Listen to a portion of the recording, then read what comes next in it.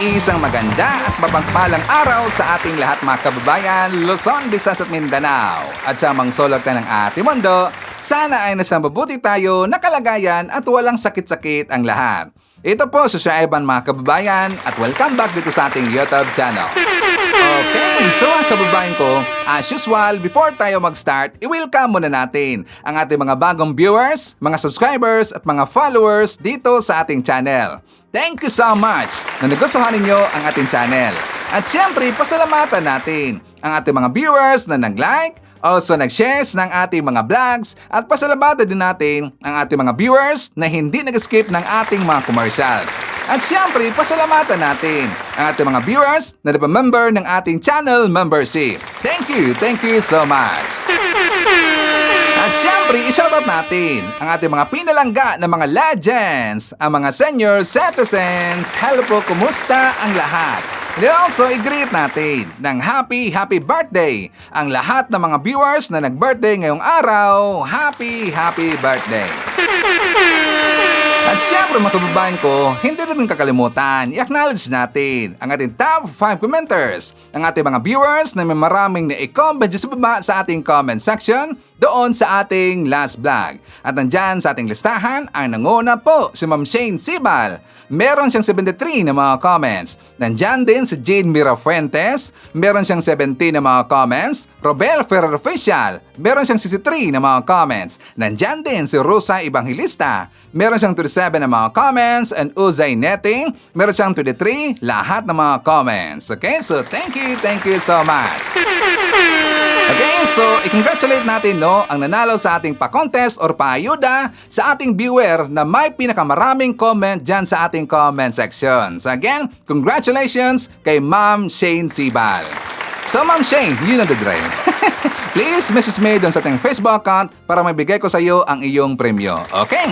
So anyways mga kababayan ko, grabe ang nangyari kanina doon sa Senado. Anong nangyari sa Ivan? Kasi nga nag-convene na yung Senado into impeachment court na kung saan tuloy na yung impeachment trial laban kay Sara Duterte. Yes, you heard it right mga DDS. Nag-convene na kanina yung Senado into impeachment court. Ang ibig sabihin niya mga kababayan, pumalpak itong plano ng mga DDS at ang mga salot ng lipunan na harangin yung impeachment trial kay Sara Duterte. But not all DDS, because some of the DDS gusto talaga nila na matuloy yung impeachment trial. Kasi nga diba lagi nilang sinasabi na tayo daw ay mapapahiya pagdating ng impeachment trial. Kasi sagutin daw yan lahat ni Sara yung mga akusasyon sa kanya. O diba, yan lagi ang kanilang banat. Mapapahiya ba tayo? I don't think so. Yan kasi ang maganda para makita nating lahat kung ano yung totoo. Kung ano yung isasagot ni Sara Duterte. Lalo na doon sa mga asapin na 6.77 billion pesos na pumasok sa mga bank accounts ni Sara at saka ni Manasseh Carapio. Diba? Big question mark yan. Na lalo na ito si Sara ay isang government official. Paano niya naabot yung ganong kalaking halaga bilang isang government official mga kababayan, di ba? Napaka-questionable talaga Ito ring usapin tungkol sa walang kamatayan na confidential funds, yung issue na walang cash on hands, yung ding bank transactions na di umano tumanggap yung pamilya Duterte ng pera galing kay Sammy Oy na isang di umano na drug lord at malapit sa kanila mga kababayan. Diba? So big questionable yan mga DDS. At yan ang maganda para masagot yan lahat ni Sara Duterte. Doon din sa Senado mga kababayan ko, alam niyo ba na nagpanik ito si Boyten kay St. Peter Cayetano? Bakit sa Ivan? Kasi nga meron silang kasama sa majority block na lumipat ngayon sa minority. Dalawang senador. Sino si Ivan? Si JB Ejercito at saka itong si Meg Sobere. Yes, lumipat sila. Doon na sila pumunta sa minority. At saka nakakatawa dito mga kababayan kasi nga noong time na nagsalita na itong si JB Ejercito, alam nyo hindi madrawing yung mukha ni Jenga Estrada kasi nandun siya sa likuran ni JB Ejercito nung time na sila na ay lumipat. Diba nakakatawa talaga Nung una happy pa ito si Jingay pero nung time na nagsalita na ito si JB at lumipat doon sa minority, hindi na madrawing ang kanyang mukha. O, di ba? Panic mode na sila ngayon kasi nga ang estado ngayon ng minority is 11 na ho sila, lahat mga kababayan. Yes, 11 ho sila. So, ibig sabihin yan, 2 na lang na senador ang kakailanganin para matanggal sa pwesto itong si Cayetano. At dapat talagang tatanggalin sa pwesto itong si Cayetano. Kasi nga, naging kahiya-hiya ang sitwasyon ng Senado nung time na ito nang si Cayetano ang naging Senate President. 'Di ba? Pabor ba tayo na dapat tanggalin sa pwesto at sa kapalitan siya bilang Senate President ito si Boytin kay St. Peter Cayetano? Please comment sa baba at babasa niya mamaya ni Sir Ivan. Okay? So ito yung nangyari kanina na kung saan dito nagpanik itong si Cayetano. For more details, let's watch this. It hasn't been corrected because Senator Subiri and Senator JV said that they are independent, but same with Senator Pia and I, we started out independent, and then Senator Subiri asked us if for the purposes of we can join the majority. So it's their choice if they remain minority or they join the majority, or if you can get 2 more members, then you will be the new majority. Yes, Mr. President. Mr. President, may I? Of course. Former Senate President Zubiri. Thank you very much, Mr. President. I would like to be associated with the minority bloc, Mr. President, if I may. Binatikos nga ako nila, sabi nila na ako ay nag-fence sitting at nag-abstain. Nag-abstain lang ako para have a free hand to vote on which issue that I think is important for the Filipino people. But when it comes to the organization, I would like to associate myself with the minority, Mr. President. Thank you. Thank you, Senator Subiri. Yes. So,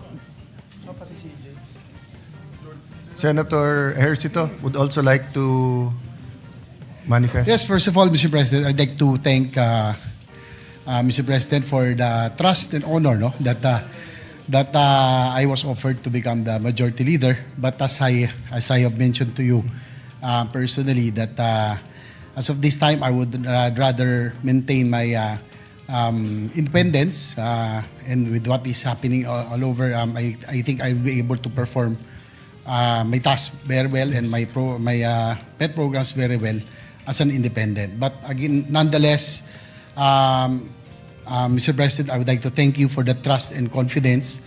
Being majority leader is a very of course, it's one of the most powerful, we would say, position in the Senate. But I guess I have at this point I would like to maintain my independence. Yes. And I also understand. I also recognize that you will say that you will be our number 14, but until the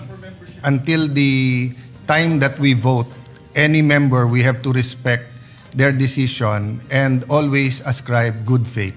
So we will continue to be good friends despite the political divisions or the nomenclature of who is in the majority or the minority. So for the purposes of today to the future, and unless a change is made, will you be an independent or will you be with the minority? Yes, for now, Mr. President, I'll be with the minority. Okay. But again, I would like to thank you for that and for the respect. And we will all still be friends no matter what. Thank you, Mr. Thank you, President. Senator Ejercito. Oh, di ba napansin niyo ba yung mukha ni Jinga Estrada, mga kababayan? Di ba hindi mo drawing, no? Pag ganun na talaga eh. Kasi nagpanik na sila ngayon, oh, 'di ba? 11 na lahat ngayon ang minority. At saka ang majority, 'di ba, 13 sila. Kasi nga 13 si Judas. Malamang sa malamang 12 na lang, mga kababayan. Bakit si Ivan? Kasi malabo ho na babalik na Senado itong si Bato de la Rosa. Kasi siya ho ay pinaghanap na ngayon. 'Di ba? Wanted na ho yung tingin ng taong bayan dito kay Bato de la Rosa. Marami hong nakapaskin na mga poster sa labas dyan, sa daanan, na wanted Bato de la Rosa for the crimes against humanities. Diba? So wanted, pinaghanap na. And according sa taga DOJ, mga kababayan, kanina sa kanilang press con, na meron na silang lead sa location dito kay Bato de la Rosa. So meron nang nakapag-tip sa kanila kung saan ito nagtatago ngayon itong si Bato de la Rosa. Baka totoo yung post kahapon, di ba yung sa ating last vlog, di ba sabi ko na natagpuan na ito si Bato de la Rosa kasi nga meron hong nagbigay ng information doon kay Pibo Salakera na nasa INC daw o pangangalaga ng INC ngayon itong si Bato de la Rosa nandun sa loob ng INC. Kaya nga sabi ko natagpuan na ng information. Meron na nagsabi, meron ng witness na alam kung saan itong si Bato de la Rosa. Yan ang ibig sabihin ko na natagpuan. So ngayon, kung nagtatanong kayo na nahuli na itong si Bato de la Rosa, kasi nga si Bato mga kababayan nahuli sa sariling bunganga. Anong ibig mong sabihin sa Ivan? Yes, you heard it right. Nahuli na sa sariling bunganga. I am sure na nakita nyo na yung interview kay Bato de la Rosa doon kay Jessica Soho.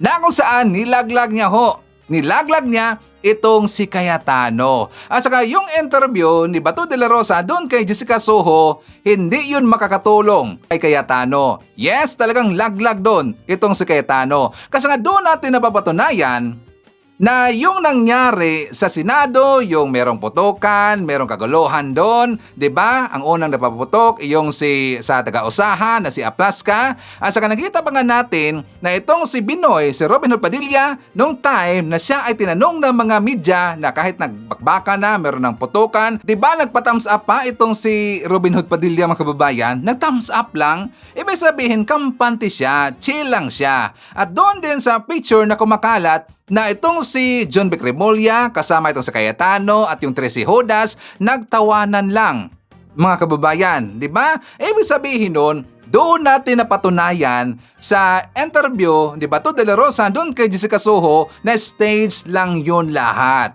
Scripted yun lahat. At yun lang ay palabas para makatakas itong si Bato de la Rosa. At yung pagpunta ni Bato de la Rosa para mapalitan yung Senate leadership. Diba?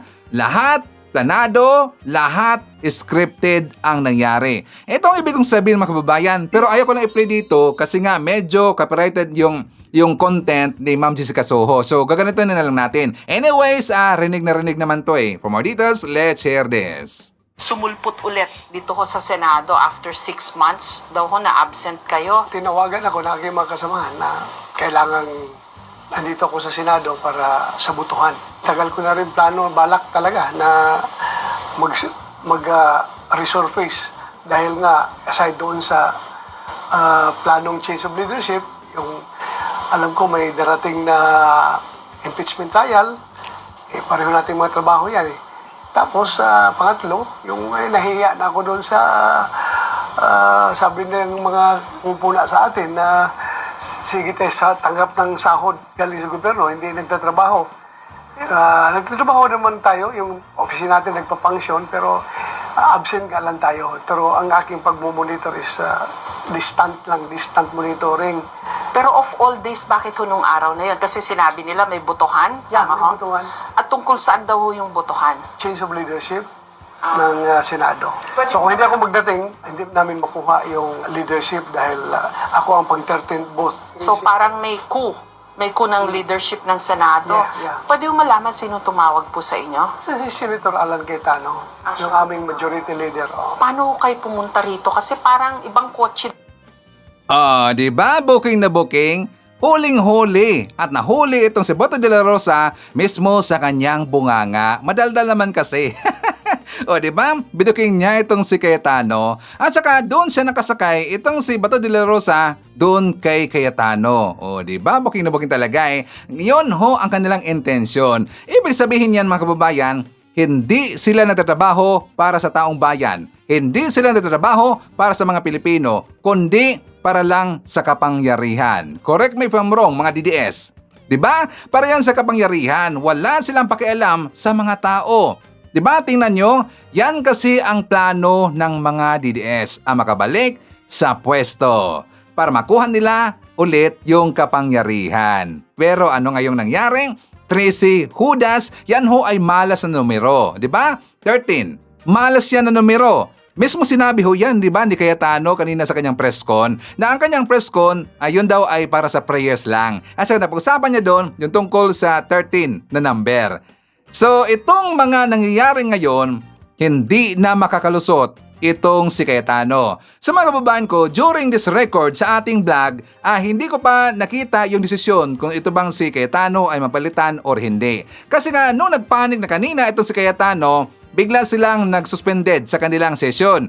So after one hour na lang, hindi pa bumalik eh. 'Di ba ang tagal nila? 1 hour na lang, hindi pa bumalik hanggang na-stop na ang kanilang live stream. So hindi na nakita kung ano yung susunod na nangyari. So kapag meron ng desisyon na itong si Cayetano, kung ma-retain ba siya bilang Senate President or siya ay matanggal or pinalitan na, well, i-update natin ang ating vlog mamaya. Okay ba? So mga kababayan ko, ipapakita ko rin sa inyo itong banat ng ating kababayan. For more details, let's watch this. Ng Alan Peter Cayetano na to. Hindi kaya to nahihiya sa kanyang mga anak, sa kanyang mga pamilya, sa mga kaibigan niya. Kasi napakasinungaling. Nakakapagsinungaling siya nang nakatingin sa iyo ng diretsyo na parang totoo yung sinasabi. Ito yung example ng mga tao, ng mga sociopath or psychopath, kung alin man yun sa dalawa na yan. Yung mga walang konsyensya, yung pati ang pangalan at salita ng Diyos gagamitin para lang ipakita na mukha siyang matino, mukha siyang relihiyoso. Ito ginagawa ng putang inang ito dito, di ba? Tinghaharap to sa press, ganyan ang ginagawa niyan eh. At kahapon, nagdadrama, nagpapound ng rostrum. Ang Senado daw was under attack. Tama. The Senate was under attack. And that's because of you. Dahil sa iyo at sa mga kapwa mo senador na kampon ni Satanas. Sino ba ang nagdala kay Bato de la Rosa kung bakit nagkagulo dyan sa Senado? Si PBBM ba? Si Bam Aquino ba? Si Risa Ontiveros ba? Si Senator Trillanes ba? Sino nagdala? Kayo, mga putang ina ninyo. Kayo ang nagdala ng gulo. Tapos, may pa-script pa kayo na nagkakaputukan. Basang-basa naman ng mga taong bayan kung ano lang ang gusto nyo mangyari. Magkagulo, lituhin ang mga tao, ang mga press, at patakasin si Bato de la Rosa na siya na ngang nangyari. Ang masama dito, mga pa-victim kayo pa yung mga nagpapa-victim, kayo yung mga aggressor, kayo yung mga walang hiya, kayo yung mga kawatan. Tapos sa harap ng publiko, kayo yung nagpapa-victim. Alam na alam nyo yung shooting na mangyayari dyan, yung putukan na mangyayari kahit walang tinamaan kahit isa. Alam nyo, dahil bawat isa sa inyo na mga kampon ni Satanas na mga senador, nakaredy na nagla-live at nagpapaawa sa mga tao na parang sinusugod sila doon ng pamahalaan. Samantalang si PBBM nananahimik sa palasyo at wala namang pakialam sa kanila. Tapos, pa-victim ang mga putang ina na akala mo hindi sila yung may gawa ng kaguluhan, ng chaos. Saan ka nakakita ng Senado na nagkukubli sa isang kriminal at gumagamit ng mga batas na ini-interpret nila ng mali na pabor lang sa kanila? Ang kakapal, ang gagarapal ng mga mukha na tong mga putang inang mga senador na to. Ang kakapal ng mga mukha nyo at ang buong Pilipinas ay hiyang-hiya na nakita ng ibang bansa kung anong klaseng Senado ang meron tayo ngayon sa pamumuno na tong santong kabayo at banal na aso na to na si Alan Cayetano. Aware po kaya si Cayetano na pinagmumura po siya sa social media ng mga netizen? And I believe hindi lamang po sa social media, pati po siguro sa mga usapan, hapagkainan, sa usapan ng mga magkakatrabaho, pinagmumura po si Alan Peter Cayetano. Pinagmumura na siya dito sa social media and tinatawag po siyang kampo ni Satanas. Aware po kaya siya nun?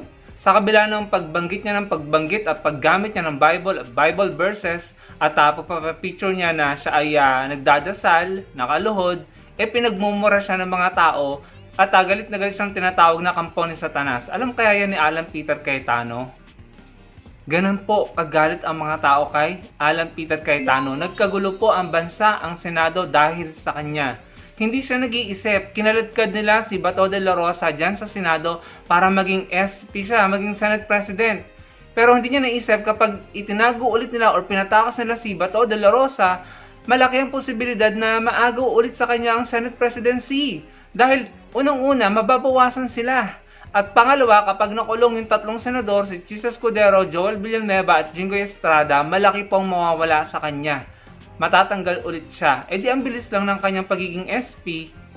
So ginalit mo lang ang taong bayan, nagkagulo lang dyan sa Senado, nakatakas lang si Bato de la Rosa, wala ka namang napala.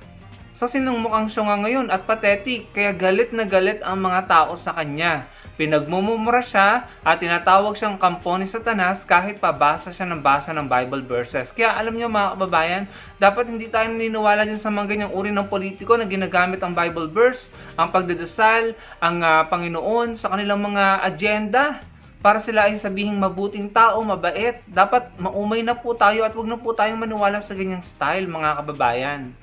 Alan Peter Cayetano, hindi ka magtatagal sa pagiging Senate President mo, matutuloy ang impeachment ni Sara Duterte and sooner or later, eventually, mahuhuli si Bato de la Rosa. Lahat ng ginawa mong gulo, tatatak sa utak ng mga Pilipino. Hindi namin kakalimutan kung anong klaseng politiko ka, sinungaling, tuso at higit sa lahat oportunista.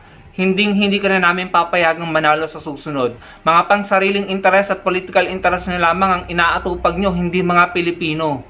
Pag natanggal ka bilang SP, lalo kang pagtatawanan ng mga Pilipino at lalo kang makakatikim ng malulutong na mura. Sawang-sawa na kami sa mga gaya mong politiko. Tatandaan ka namin at sisiguraduhin namin sa 2028 hindi ka na magkakaroon ng posisyon. Huwag po natin kalimutan mga kababayan ang ginawang ito ni Alan Peter Cayetano at ng kanyang mga kaalyado. Come to think of it, simula nung naupo si Duterte sa pagka-presidente at nagkaroon ng posisyon sa gobyerno ang mga alipores niya at mga kaalyado, nagkawatak-watak tayong mga Pilipino, nagkagulo tayo at talaga pong lalo tayong nalugmok mga kababayan. Realidad po yan. So sana po magsilbing isang matinding aral ito para sa ating mga Pilipino para gawin ng tama sa 2028. Maraming pong salamat. Oh, di ba? Maraming ayaw dito kay Cayetano. Lalo-lalo na sa Three Judas, maraming ayaw sa kanila. Isipin niyo na lang ho, mismong baluarte ng mga Duterte, doon ho sa Davao. Kasi kahapon mga kababayan ko, nagkaroon kasi ng pre-rally daw, rally ang mga DDS. Ito ay suporta para kay Bato de la Rosa at saka kay Sara Duterte. Alam nyo, hindi man lang umabot ang 30. Isipin nyo yan, baluarte ho ng mga Duterte sa Davao, hindi man lang umabot ang 30 na pumunta doon sa kanilang rally mga kababayan. Ibig sabihin, pati rin yung mga taga Davao, nagising na. Nagising na dito sa pinaggagawa na kaguluhan or pinagagawa na kalokohan dyan sa loob ng Senado. Lalo na kay Bato de la Rosa. Or dahil din sa interview ni Bato de la Rosa doon kay Jessica Soho, kaya nagising yung dalawang senador, si JB Ejercito at saka itong si Mig Zubiri, na lumipat na doon sa minority. Kasi nga booking na yung ginagawa ni Cayetano. O, di ba mga DDS? And also mga kababayan ko, ipapakita ko rin sa inyo itong ebidensya na kung saan natotoo yung mga haka-haka. Kung bakit nagtambayan doon o kung bakit nakita natin ang mga NBI doon sa GSIS kasi nga nagdududa. Mismo ho, nagdududa yung taga GSIS na baka doon lalabas sa backdoor doon sa GSIS mga kababayan itong si Bato de la Rosa. So ito ang ating ebidensya. Ang eksenang ito sa Senado Miyerkules ng gabi ay isinisisi sa presensya ng mga NBI agent sa bisinidad ng GSIS building. Pero bakit nga ba nasa GSIS ang mga NBI agent? Batay sa liham ni GSIS President Jose Arnulfo Wick Veloso kay NBI Director Melvin Matibag ilang oras bago ang barilan sa Senado, hiniling niya ang tulong ng ahensya para masecure ang lugar at mapanatili ang seguridad sa GSIS complex. Sa isang video na nag-viral kasunod ng Senate shooting Miyerkules, May 13, makikita ang ilan na nagdidrill sa isang pinto. Nilalagyan ng mga screw ang pinto para hindi mabuksan ng magkabilang panig. Ayon sa informant ng Billionaire News Channel, Nakarating umano kay Veloso na may ilang taga-senado na sumusuri sa lagusan mula Senado patungo sa GSIS at nakitang dumaan dito at lumabas ng compound ng GSIS. Maaring sinubukan umano ng mga hindi pinangalanang taga-senado kung maaring gamiting escape route ang nasabing passage. Naging maugong na rin sa Senado noong Miyerkules na maaring arestuhin si De La Rosa kapag nag-adjourn na ang sesyon. Kaya batay sa informant ng BNC, ang test run sa Senate GSIS Bridge ay nakikita di umanong escape plan para kay Senador De La Rosa. At para makaiwas na masangkot sa kontrobersiya, minabuti ng pamunuan ng GSIS na ipasara ang lagusan at hiniling ang tulong ng NBI para masecure ang lugar. Pero ang mga sumunod na insidente ay nauwi sa putukan. Ang nangyaring Senate shooting, naiwasan sana umano kung na-handle lang ng husto ni Senate President Alan Peter Cayetano ang sitwasyon at komunikasyon sa NBI at GSIS. Isa yan sa dahilan kung bakit umuugong na naman ang posibleng kudeta Lunes, Mayo 18. At isa si Senator Kiko Pangilinan sa pangalang lumalabas na maaring iluklok na bagong SP. Pero para kay Pangilinan, hindi siya interesado sa pwesto. Mas mahalagaan niya na maisulong ang kanyang advokasya na mapabuti ang serbisyo sa agriculture sector kaysa hawakan ang liderato ng Senado. Wala pa namang tugon si Senator Sherwin Gatchalian na napabalitang interesado rin umano siyang palitan si SP Alan Cayetano sa pwesto. Oh, di ba? Malamang sa malamang at malaking posibilidad na yon ang escape route ni Bato de la Rosa. Kaya lang napurnada. Kaya nagkaroon sila dito ng plan B, mga kababayan. Yun na yung napaputok itong si Aplaska para ginugulo nila para makagawa sila ng panibagong plano. O, di ba booking itong si Bato de la Rosa? So anyways mga kababayan ko, ipapakita ko rin sa inyo itong interview ng NBI. For more details, let's watch this. Base rito sa mga impormasyon na meron kayo, do you think it's reasonable to believe na this whole shooting was staged? Well, yun po yung magiging reasonable conclusion kasi sabi nga po, at narinig ko rin po ito kay Senator Ping Lacson, tatlong bagay yung titingnan mo sa investigasyon. The means, the opportunity, and the motive. May means sila dahil may usawa, may opportunity dahil nalaman na merong mga NBI doon na nag-check, tapos yung area na yun contestable kung kanino.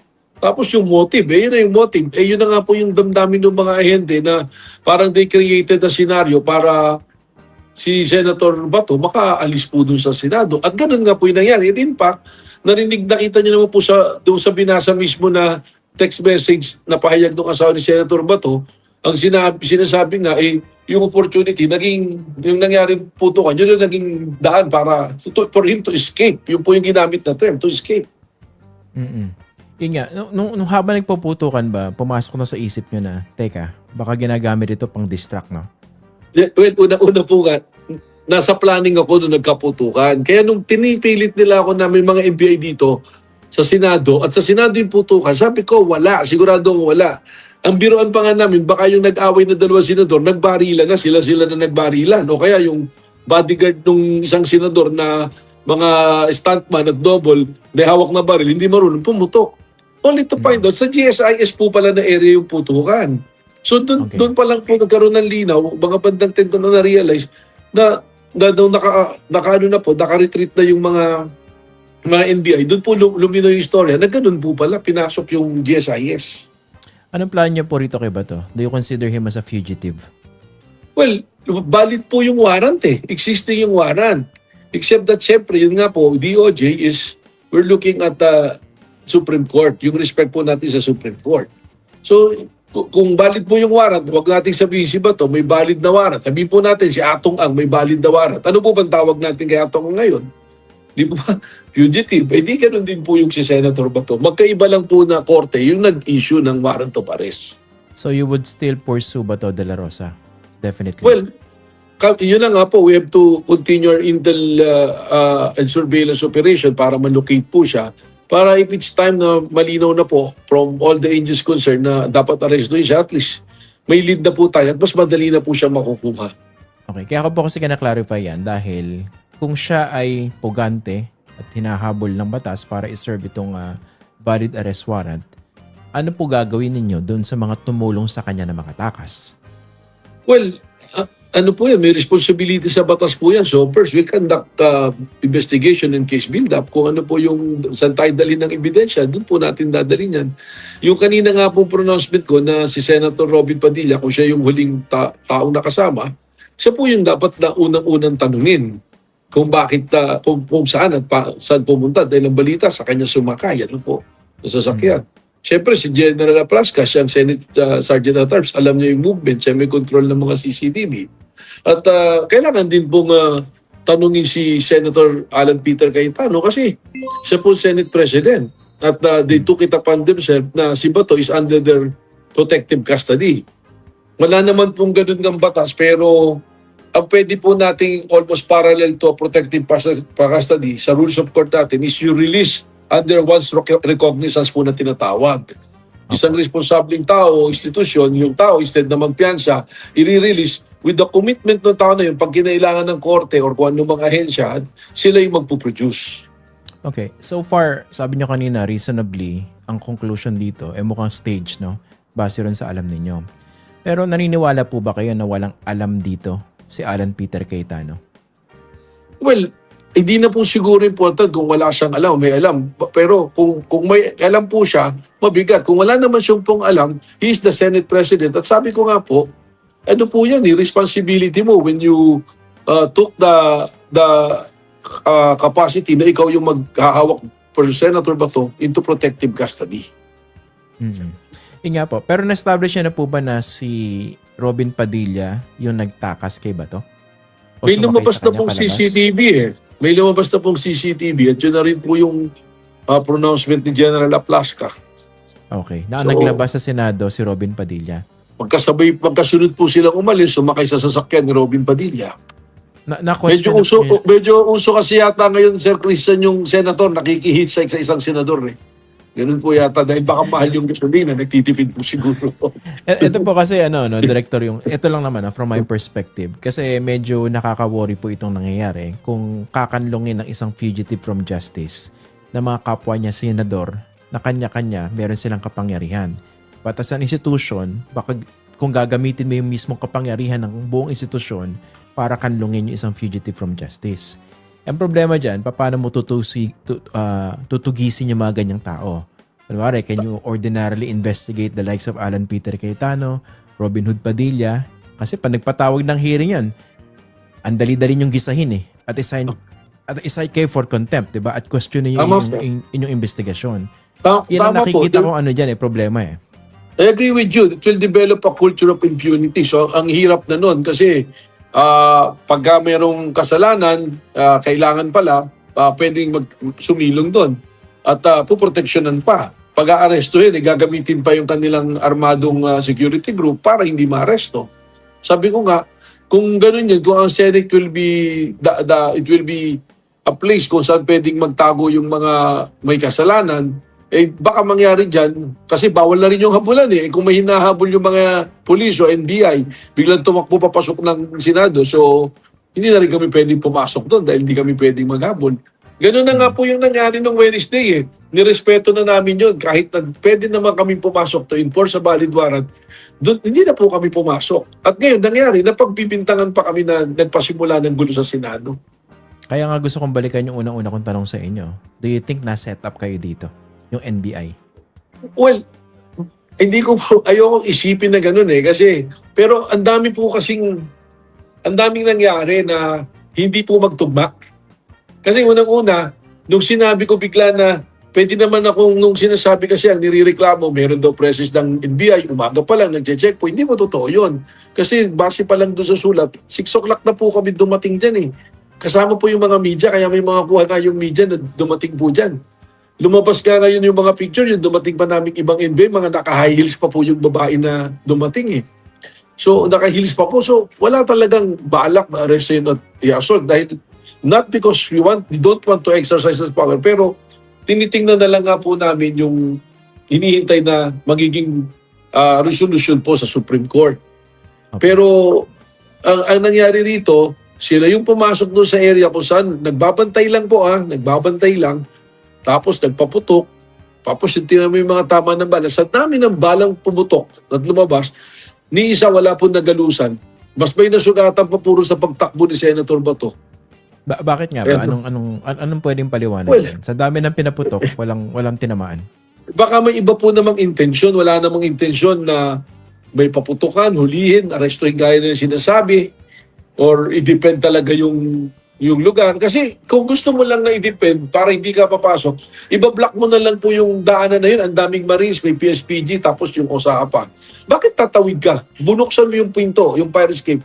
Ang fire escape, one way po yan. Di ba? Alam nyo yung may door na mahabang gano'n na dumulubog para bumukas.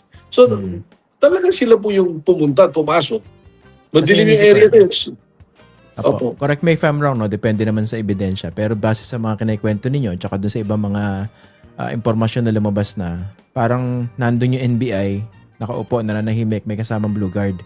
At ang nag-initiate ng contact yung OSAA. Challenge or tinanong kung sino, tapos nagpaputok na. Nagpakilalang NBI po, Hindi po sila ba pa ano yun? pagdabawa baril, tapos nagpaputok. Hindi po ba ano yun? Hindi po ba indikasyon ng setup yun? Dahil nakita nila na merong NBI dito, this gives us an opportunity to create this scenario. May sisisihin. Para may sisisihin. Yun Baka nga ang original lang sana na plano, magpapaputok lang doon kasi open na lugar yon, walang mapasa lang. Tapos pwede kang istorya, pagbalik nagkaputukan doon. Di ba? So pwede po yan. Possibility po yan. Actually, mas logical po na explanation yan.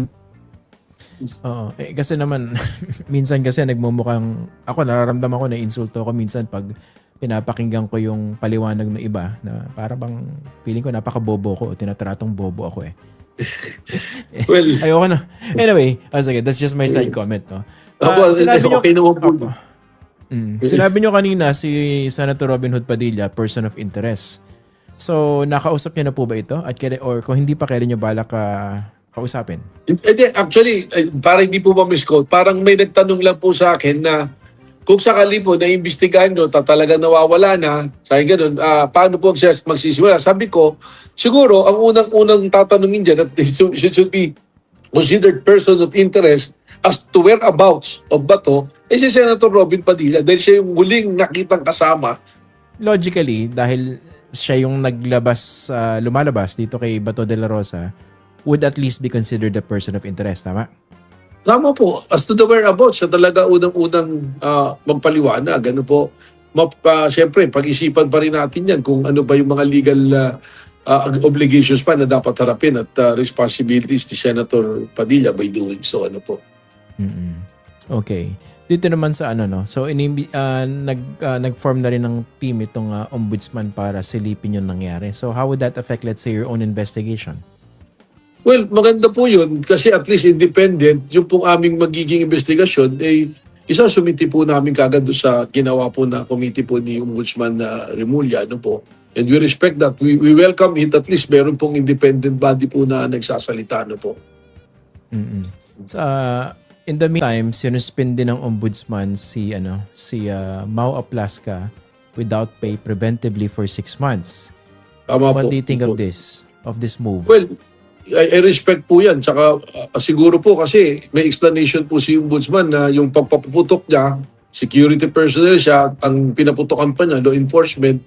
Medyo nakita ko po yung talagang conviction doon ni Ombudsman Remulla na hindi po forgivable na yung law enforcement parang siya pa yung uutusan mo na hindi sumunod at ikaw pa magpapasunod. So at least we welcome that po. And we are also welcome to the investigation. Yung pong aming mga nag-gather naming mga ebidensya at testimonya, isusumiti po namin sa committee po na tinayo.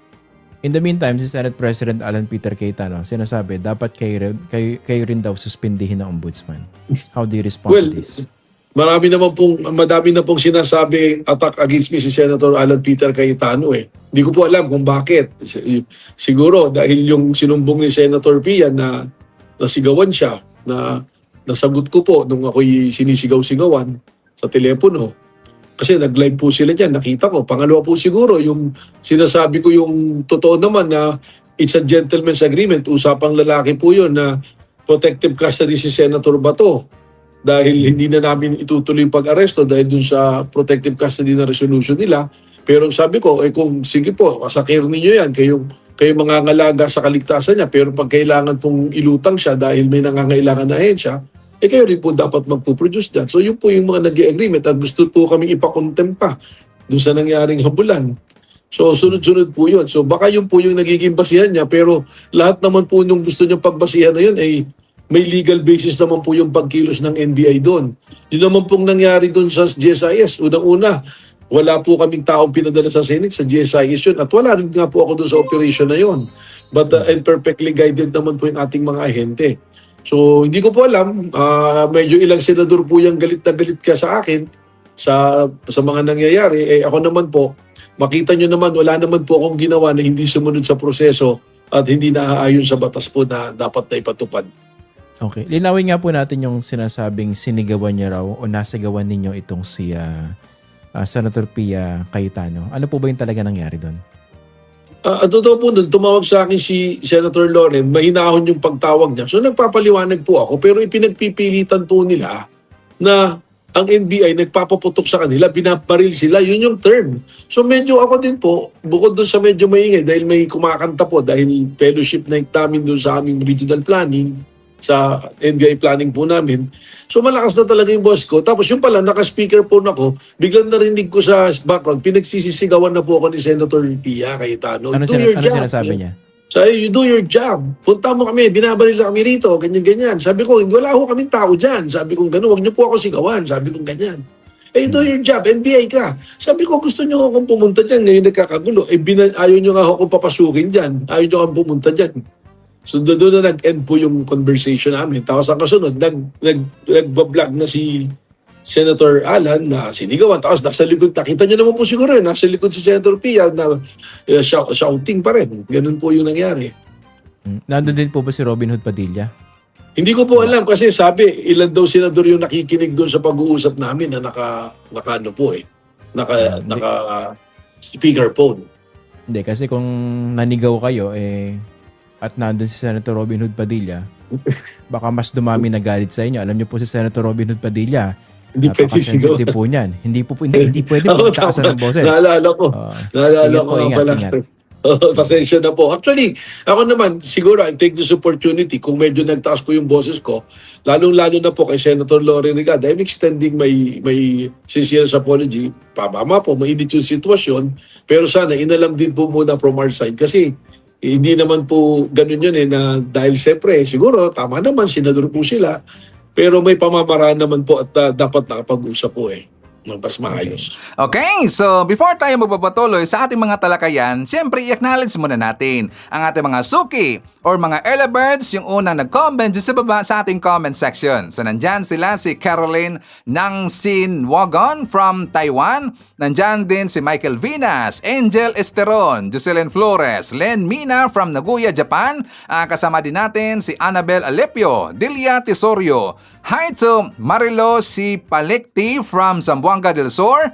Nandyan din si May Agnes Stuching, Helen Jimenez from Kuwait, Monez Borromeo, Nati Clark, Minda Franco, Annette Alegre. Nandyan din si Geraldo Jr. Dacayo.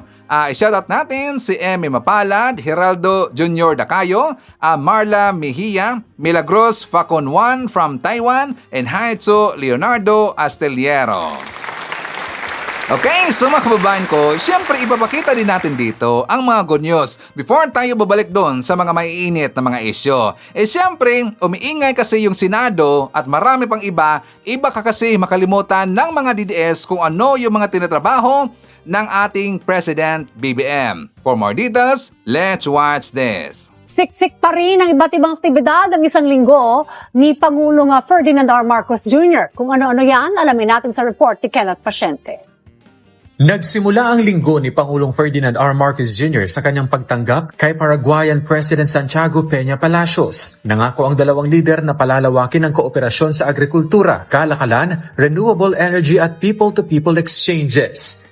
Nasaksihan din ng dalawang pinuno ang paglagda ng mga kasunduan kaugnay ng diplomatic training at visa waiver arrangements para sa mga may hawak na ordinary passports. Kasabay ang pagpapahayag ng Paraguay sa hangaring sumali sa Treaty of Amity and Cooperation in Southeast Asia bilang hudyat na mas matibay na ugnayang multilateral.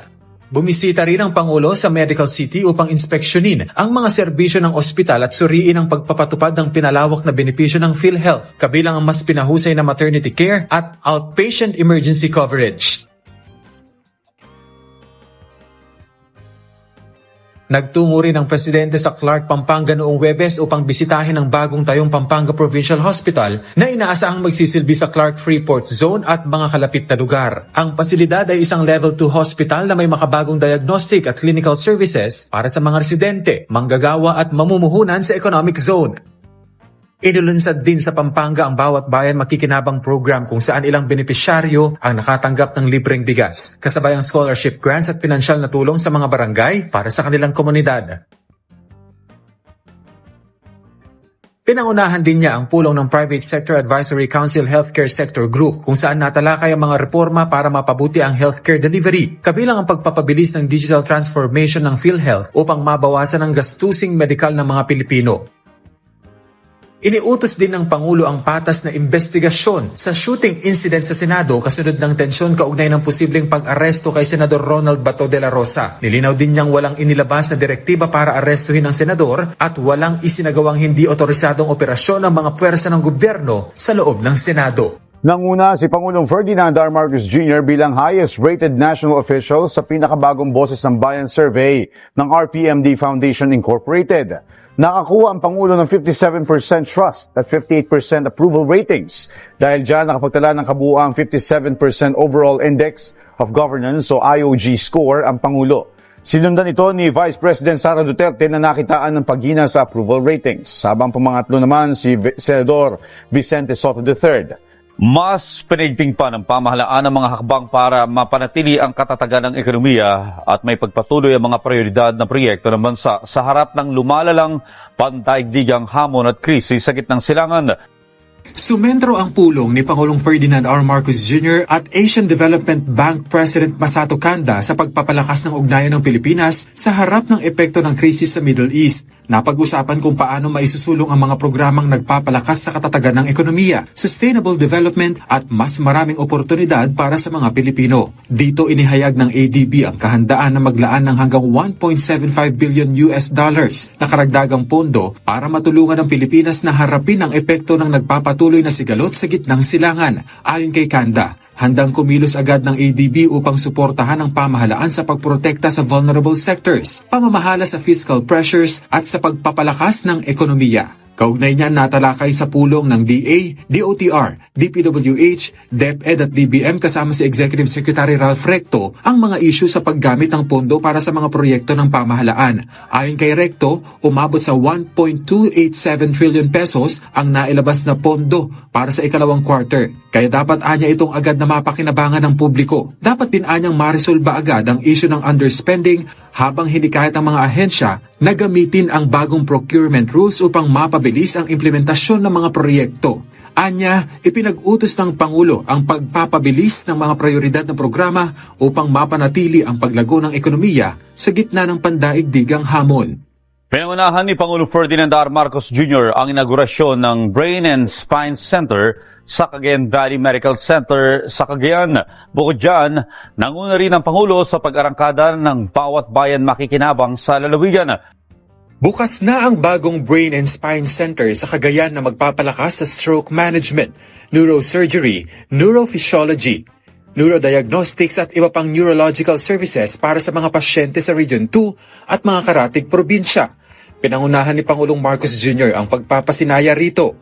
Tampok sa Specialized Center ang Acute Stroke Unit, Neurophysiology Unit at mga makabagong diagnostic services upang mapalawak ang akses sa komprehensibong gamutan para sa sakit sa utak at gulugod kahit nasa labas ng Metro Manila. Ang bagong pasilidad ay may 30-bed capacity at 2 operating room theaters. Sabi ng Pangulo, bahagi ito ng hakbang ng pamahalaan para maparami at mailapit ang specialized centers sa mga Pilipino. Kakaunti lang ang specialty hospital. Isa lang ang kidney center, isa lang ang heart center, isa lang ang lung center, isa lang ang children's hospital. Iilan lang talaga at nasa Maynila lahat. Yung brain and spine, wala. We don't have a specialty hospital for that. Kaya't nakita natin, yung pala ang pinakakailangan pagkaroon ng ganyang klaseng problema na pandemya na kagaya ng naranasan natin nung COVID. Kaya't sabi ko, matuto na tayo. Ipatutupad na rin sa naturang specialized center ang zero balance billing para makatulong sa bayarin ng mga pasyente. Nagkaroon din ng groundbreaking para sa itatayong 4 na palapag na heart, lung, renal care at kidney transplant centers sa CVMC compound na target matapos sa Hunyo ng susunod na taon. Kabilang sa proyekto ang 25-bed heart center, 25-bed renal center na may 25-unit hemodialysis facility at hiwalay na lung center. As of now,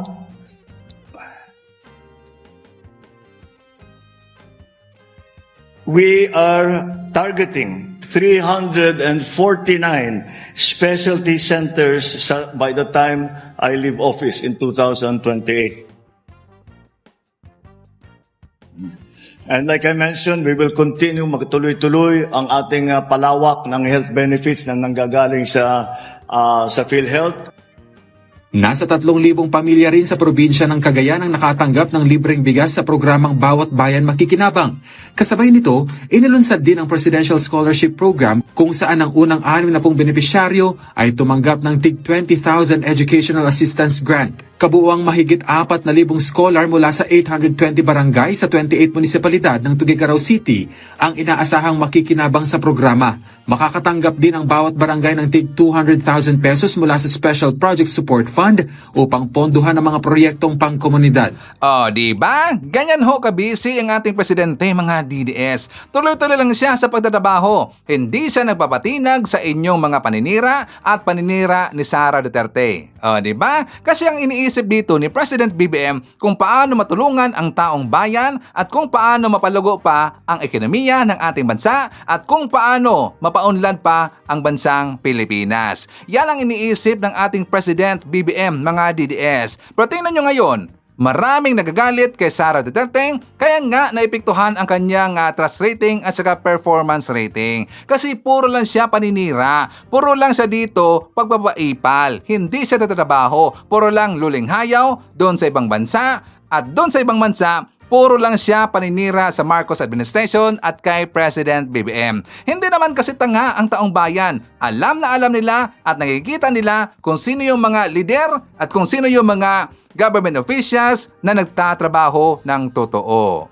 Diba, DDS? Kaya ngayon, tumaas ang trust rating at saka performance rating ni President BBM. And that is good news. So ngayon mga kababayan ko, ipapakita ko rin sa inyo itong interview kay former Senator Antonio Trillanes. For more details, let's watch this. What personality did you have to carry the arrest warrant of the ICC? Tinawag kayo ni Senate President Alan Peter Cayetano. Ano ba siya? Sheriff ba siya ng ICC? Ganito po, liliwanagin ko, Ms. Karen. The reason I was there ay dahil merong ugong-ugong over the weekend na mag-a-appear si Bato de la Rosa na doon sa Senado for the leadership change. At ako naman, meron akong inkling because of my engagements with the ICC na meron ng warrant si Bato de la Rosa. Ngayon, incidental na nandoon din yung mga NBI to serve that warrant. Kung maalala po ninyo, personal na ni-request ni Bato de la Rosa na samahan ko daw yung arresting team sa kanya. Are you serious? Sinabi niya yan on national TV, posasan, samahan ko daw. Kaya I just did him a favor. So, finulfill ko lang yung challenge na binigay niya sa akin. So, ganun po. Ngayon yung pinakita kong warrant, dahil nagwa-wonder yung media, they were asking me bakit nandoon yung NBI, bakit ako nandoon. So, hiniram ko yung warrant na hawak ng NBI, pinakita ko, ito po, ang dahilan, merong warrant of arrest si Bato ng ICC. So, I was just informing the public dahil hindi naman mga operatiba ng NBI yun, hindi naman sila nandoon to talk to the media. So I just did my part. Okay, but did you coordinate with the NBI? Did you plan to do the arrest together? No. Again, incidental po ang presence ko doon. Ngayon, sila yung nagplano with the Sergeant at Arms para i-effect yung arrest. Ngayon, nalilihis tayo eh. Nakita nyo, kung pakikinggan nyo lang si Senator Cayetano, parang parang anghel, parang inosente si Bato de la Rosa. Let me remind the public na si Bato de la Rosa has been found by the International Criminal Court to be a principal doon sa crimes against humanity case na ginawa nila Duterte noon, no? Yung war on drugs. Si Duterte yung nag-utos ng pagpatay, siya ang nag-execute bilang chief ng PNP. Ang mandate ng PNP was to serve and protect the people, pero anong ginawa ni Bato de la Rosa? Pinatay nila yung mga Pilipino, yung tukhang. Tayo po, mulat yung mata natin nang nangyari yun. Libo-libo yung nangamatay. Somebody must answer for those deaths.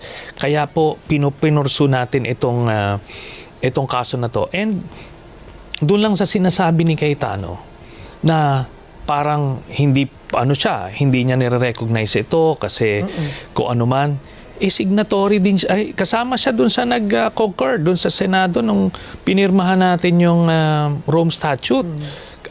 Alan Cayetano was one of those who ratified it. Ngayon, nakalagay doon at ni-recognize na ng Supreme Court na yung jurisdiction ng ICC is recognized up to the time na member tayo.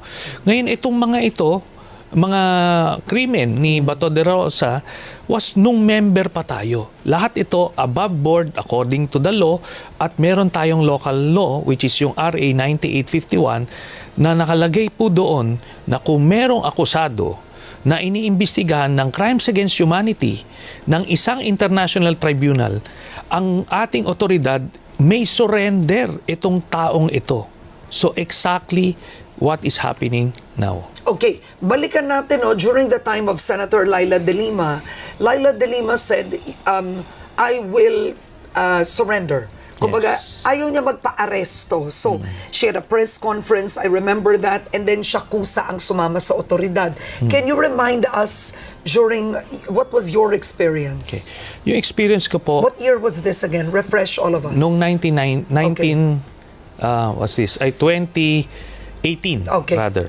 Kasi senador ka na nun. Opo. So, binawi ni Duterte yung amnesty ko. At dahil doon, ni-revive yung rebellion at kudita cases. Yung rebellion case ko sa Makati, ni-revive yon at nag-issue ng warrant yung judge, no? Later on, walang visa yon kasi bawal nga yon. Anyway. But what happened that day? So, nang nag-issue ng warrant, pumunta yung arresting team sa loob na Senado while in session at binasahan ako ng Miranda rights. Wait, while in session? Yes. I thought that senators were exempted from being arrested while in session. Exempted kung ang penalty ay 6 years and below. Okay. So itong rebellion, more than 6 years. So binasahan ka? Binasahan ako ng Miranda rights and I went with the arresting officers. May video yan, covered ng national TV. Kaya ngayon, when he's saying na hindi nangyari yan, parang gano'n na lang ba kadali magsinungaling? No? He was there, they were there. Anyway, so yung precedents natin, nangyayari yan sa loob ng Senado, provided lagpas ng 6 years yung penalty. Yung kay Bato de la Rosa, crimes against humanity, life imprisonment yan. Okay, but the Senate Resolution number 44, that Senate President Cayetano said, we will only entertain warrants from local courts. I'm rephrasing it, no? Yeah. Hindi yan yung exact. But in effect, that's it. In other words, they will not recognize warrants from other courts, foreign courts. Ngayon, ang Senate resolution, hindi niyan pwedeng i-supersede ang batas. Hindi pwedeng suddenly magsabi sila, based on a Senate resolution, exempted na kami sa lahat ng krimen. That's absurd, di ba?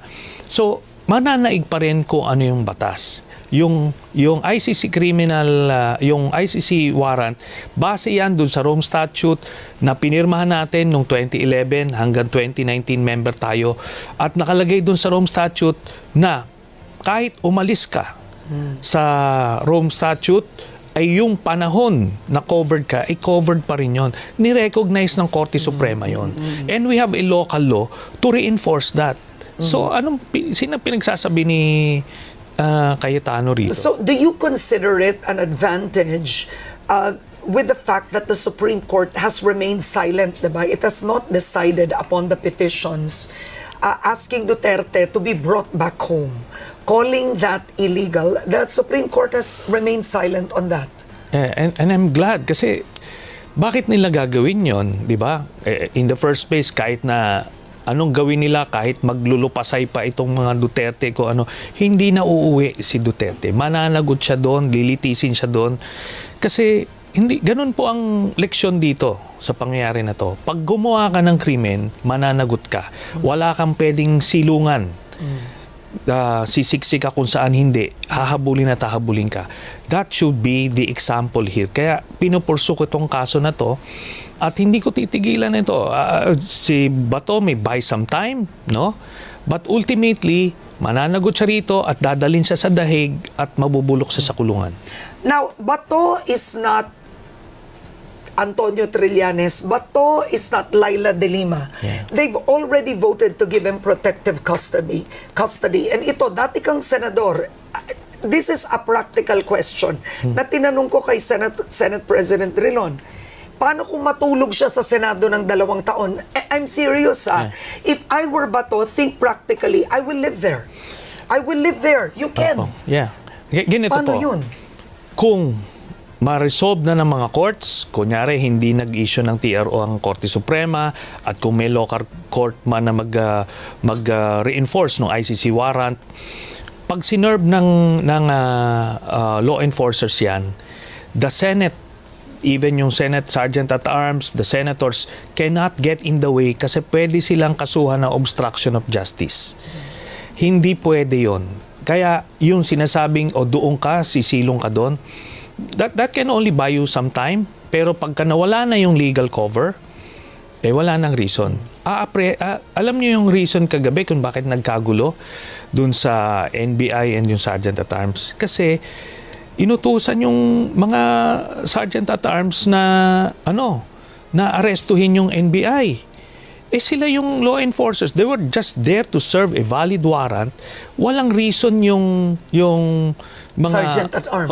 Yung Sergeant at Arms to arrest and detain the NBI. Di ngayon, Binitain ang NBI talaga. yes, sinubukan nila kagabi. Doon mo makikita kung gaano wala sa lugar na itong ginagawa ni Cayetano at nilalagay sa peligro yung mga, even yung Sergeant at Arms, no?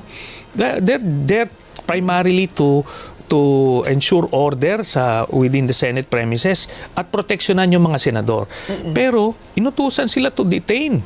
Di ngayon, nasa mandato ng NBI, pwede nilang huliin yung mga Sergeant at Arms na maghuhuli sa kanila. So, ganun na nangyari. Oo. And I think just to update the public, the Senate Sergeant at Arms, Edgardo Rene Samonte, has resigned. Yes. Right? And that's because of this incident. So, does the Senate President have the power?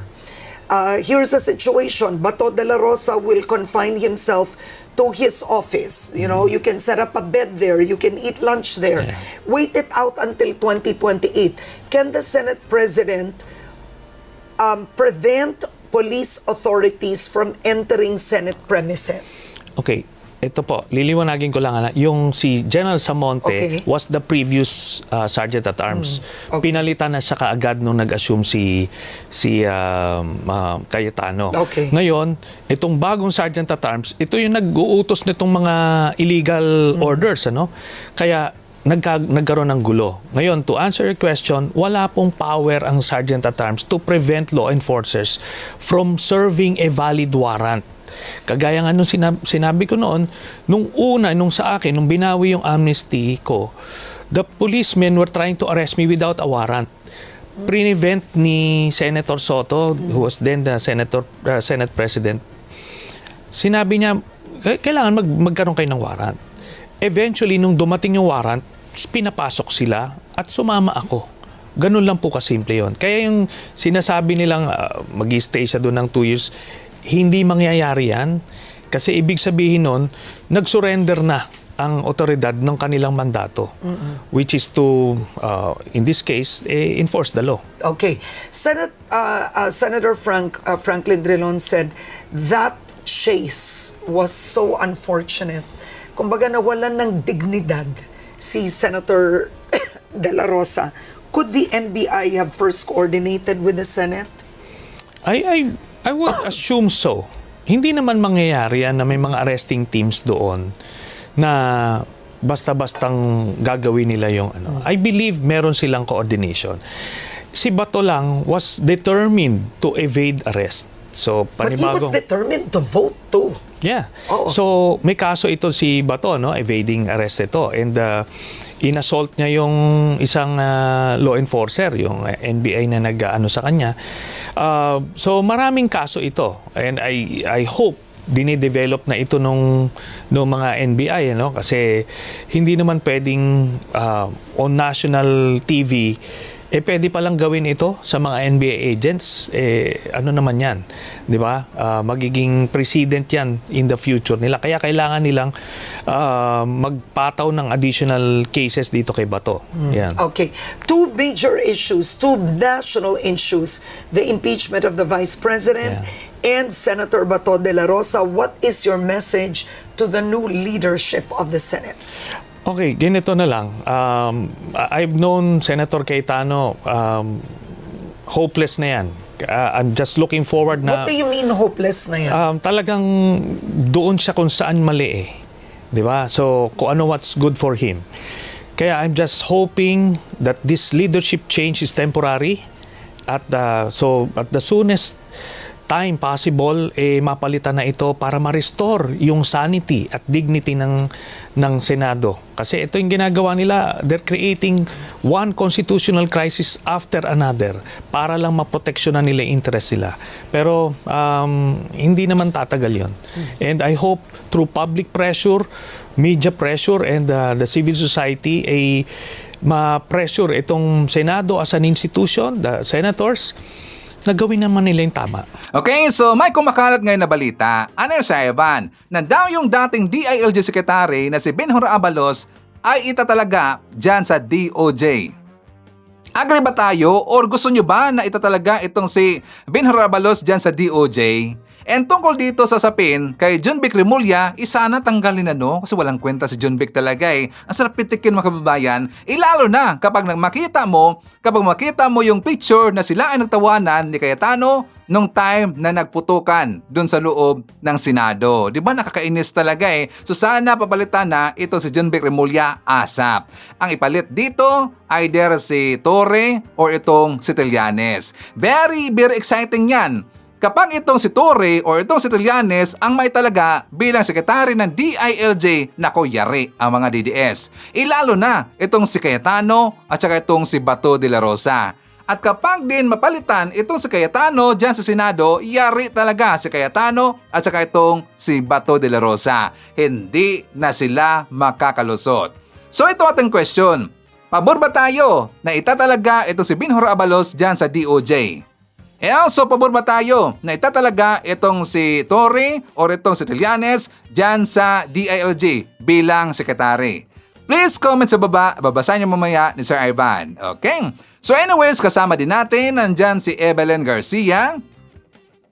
Hi to Cristina Soriano from Dammam, Saudi Arabia. Bada Lee from Caloocan City, Barangay 8, Dagat-Dagatan, Caloocan City. Nandyan din si Munez Borromeo, Josephine Gallego, Ashin from Greece, Celso Bilyamin from Parañaque City. Nandyan din si Phil Macabato, Real Me, Irma Apostol from Nueva Ecija. Kasama din natin si Rosa Evangelista and Gaudincio Evangelista. Tony De Los Reyes, Jimmy Pagadot, Joy Manipes, George Garcia, Charito Seriano. Nandyan din si Bibian De Vera, Tess Faraon, Claro Recta, and Haito Rolando Sulet. Okay. Mga kababayan ko, ipapakita ko rin sa inyo itong vlog na to. For more details, let's watch this. So, ito sabi ni Amelia, I hope Cayetano is replaced because he is sloppy guy. He's only been doing so many things for the past few days. Idol Chris, pa-shoutout naman. From Calbalogan City, Samar. O yan. Okay, so guys, umpisa na natin to. Ready na ba lahat ng mga viewers? Okay, here we go. So last week, nangyari yung pinakamagulong parte ng ating Senado. Kung akala natin last year, nung 19th Congress natin, circus na yung ating Senado, mas malala pa ngayon.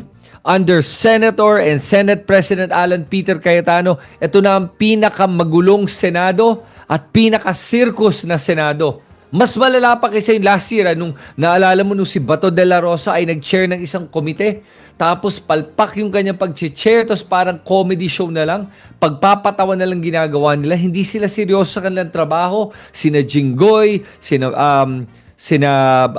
pa ba yung mga nandun noong time na yun? Sina Bato, tapos sina Bongo, talagang circus talaga. Pero itong nangyari this last week ay grabe. Isipin mo nung Monday, nagkaroon nung impeachment vote. At the same time, ang nangyari dito ay nagkaroon ng Senate coup.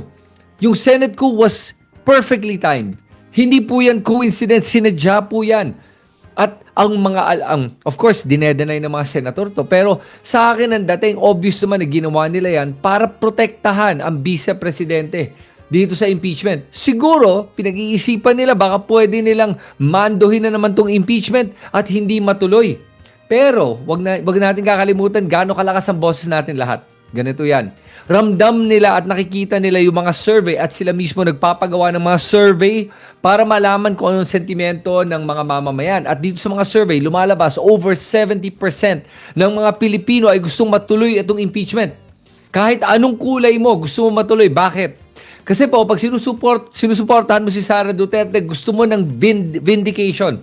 Gusto mo na makita na inosente siya at mapatunay na inosente siya. Gusto nyo na magkaroon ng acquittal. Ngayon, sa mga ayaw naman kay Sara Duterte, gusto nila malaman kung guilty ba to o hindi. Lahat tayo gusto natin malaman. Pero syempre, yung mga ayaw kay Sara Duterte, gusto makakita ng conviction naman. So lahat, ang daming Pilipino, ang gusto makakita nito dahil either way, pag ma-acquit si Sara Duterte, that's a victory for the Dutertes. Pag ma-convict, that's a victory for those against Duterte. So, nakikita to ng ating mga senador at dahil dito, kaya sinabi ni Alan Peter Cayetano na itutuloy na niya yung impeachment forthwith. Alalahanin mo siya yung senador last year na nagsabi ng ang ibig sabihin ng forthwith ay hindi naman daw agad-agad. Actually, wait a minute. Let me play the video for you guys para mismo kayo makita nyo at maalala nyo, makumpara natin yung sinabi ni Alan Peter Cayetano nung last year kumpara sa this year. Okay, parinig ko to sa inyo Ito. Here we go. Ayan, para lang alam natin kung gaano ka-ipokrito tong si Alan Peter Cayetano. Ito na. Okay. Okay, ito, playback ko na. Sandali siguro. Ayan, okay. Share screen. Alan Peter Cayetano, ikaw ang magiging natin ngayon flavor of the day. Kasi flavor of the week. Kasi sobrang palpak ka talaga. Ayan. Here we go.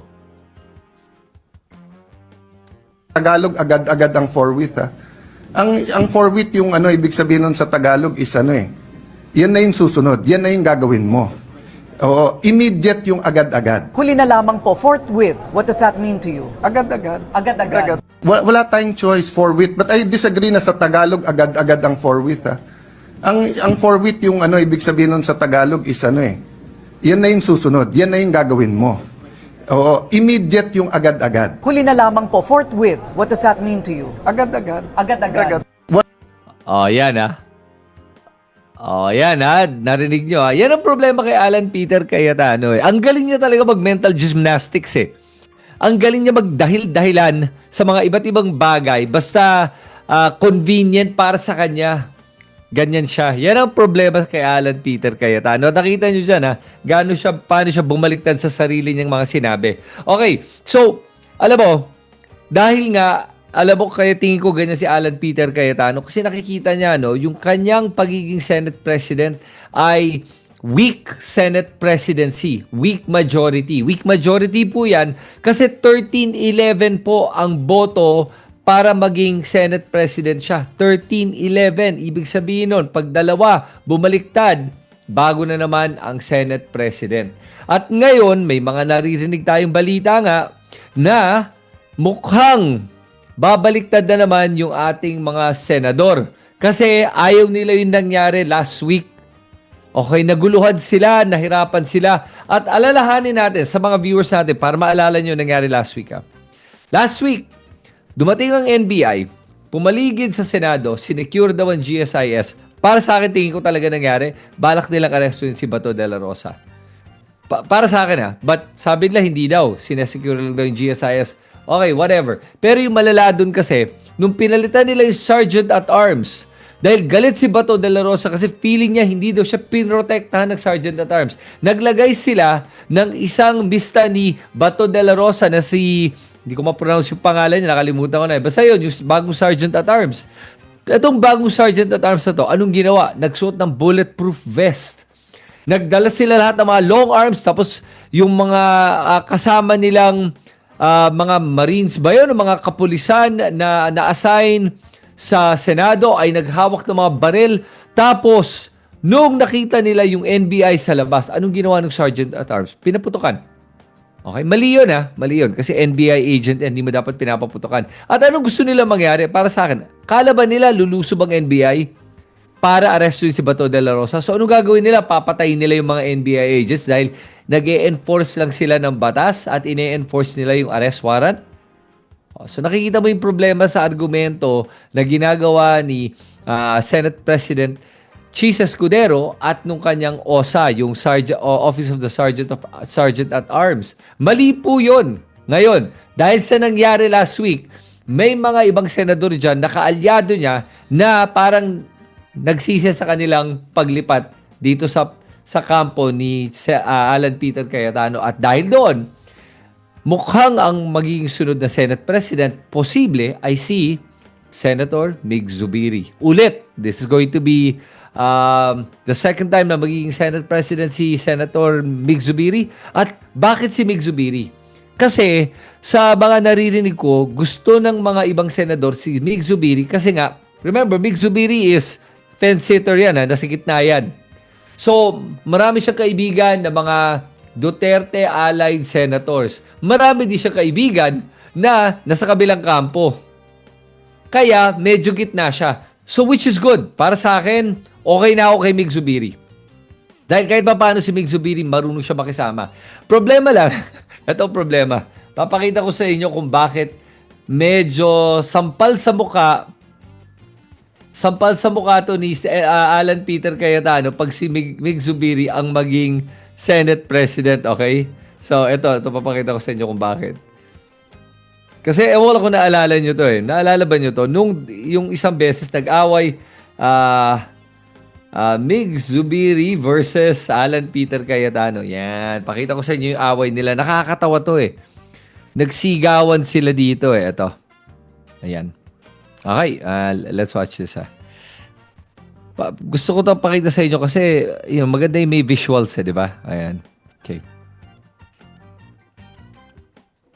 Wait lang Ayan, here we go. Ito ang rason kung bakit natatawa ako parang sampal sa mukha to ni Alan Peter Cayetano pag maging Senate President ulit si Mig Zubiri. Dahil sa sagutan nila nung nangyari nung nakaraang mga Senate sessions in the past. Ito na yun. Does this have any implication to Senator Binay's with Makati? The session was then suspended, which means the Senate's live stream was Cayetano from coming to blows. Senator J.B. Ejercito was among those intervened, sensing the rising tension. Iba yung nasa floor ka pa, pag mangyayari, parang referee, mararamdaman mo kung totoo o hindi medyo mainit na talaga. Kaya, wala yung actual footage yung kumahanap Sige, never mind. Pero yun, dahil doon, mukhang makakabalik tong si Mig Zubiri para maging Senate President. Now, eto na guys. Tignan natin by the way, hindi ko alam kung ano mangyayari. But tomorrow makikita natin kung anong posible mangyayari. Kasi tomorrow is the start of the impeachment process para magkaroon na ng trial.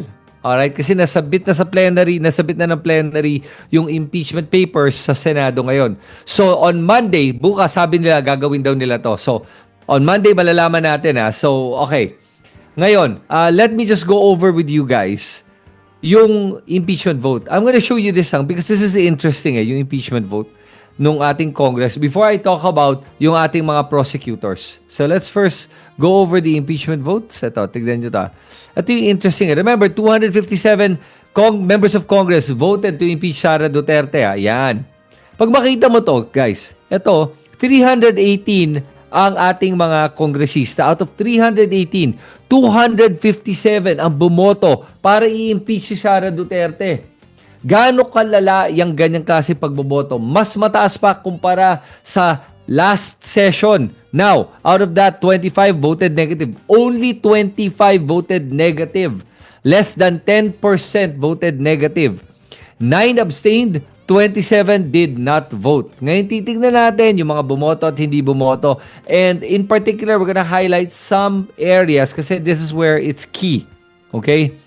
So, yung total na hindi boboto is 318 to 57. Yan, 61. 61 ang hindi bumoto. Alright? So, ito na. Pag makita mo dito, guys, yan. Yan, alphabetically ordered to. Yan, yes, no, Agusan del Norte. So, yan, sa may Agusan del Norte is in, is that Mindanao? I think it's Mindanao. Yeah. Okay. Tapos did not vote, Agusan.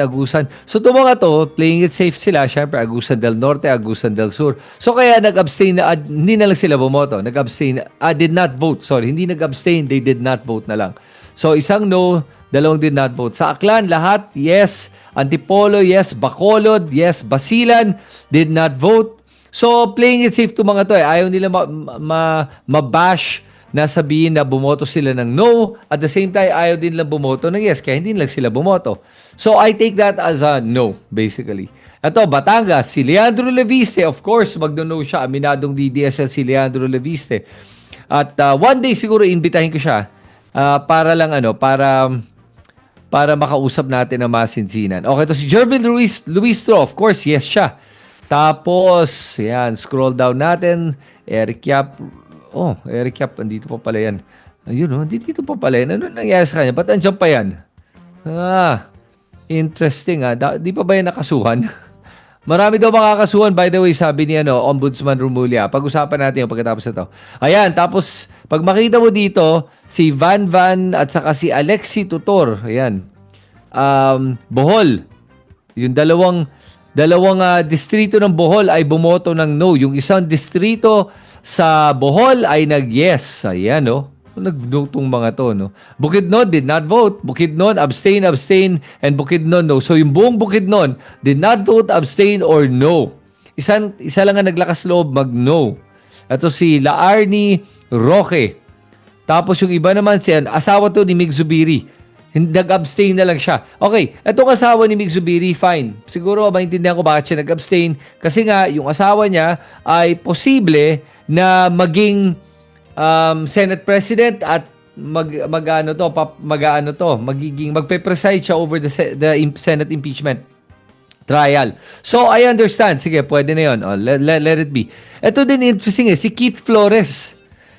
Nagulat ako na nag-abstain siya. Kasi, if I'm not mistaken, he is part of the prosecution team. Kaya nakapagtataka, bakit siya nag-abstain Ayan, so mga yes naman dito lahat. Yes. Bulacan, all yes. Cagayan, yes. Cagayan de Oro, yes. Calamba, Caloocan, ayan, si Edgar Erice. Lahat sila, bumoto ng yes. Si Edgar Erice lang ang hindi. Na liberal pa yun, liberal party pa to. Okay, nakapagtataka talaga to At pag pinakita mo yung lumalabas sa bibig ni Egay Erice, parang hindi siya liberal Sa totoo lang, parang PDP siya Pwede naman siya pumunta sa PDP kung gusto niya, di ba? Okay. Ayan, tingnan mo ito. Camarines Norte. Camarines Sur. Ayan, lahat yes. Capiz, Cavite, except for ito, si Kiko Barzaga. Ayan, no siya. Of course, Kiko Barzaga. DDS din yan, di ba? Okay, aminado naman yan Ayan, mga NPC, NUP, mga NUP, panay yes yung mga NUP. Congratulations sa NUP na nag-yes kayong lahat. Mga lakas, yes, NUP. 2 nag-no na NUP sa Cebu. So sa Cebu, 1, 2, yes. 2 no, 5, 6, 7. So out of 7 from Cebu, 2 ang no, lahat nag-yes. Alright? So congratulations sa Cebu. Ito kilala ko to si QT Delmar. Kilala ko to nag-no siya. Pambira naman to.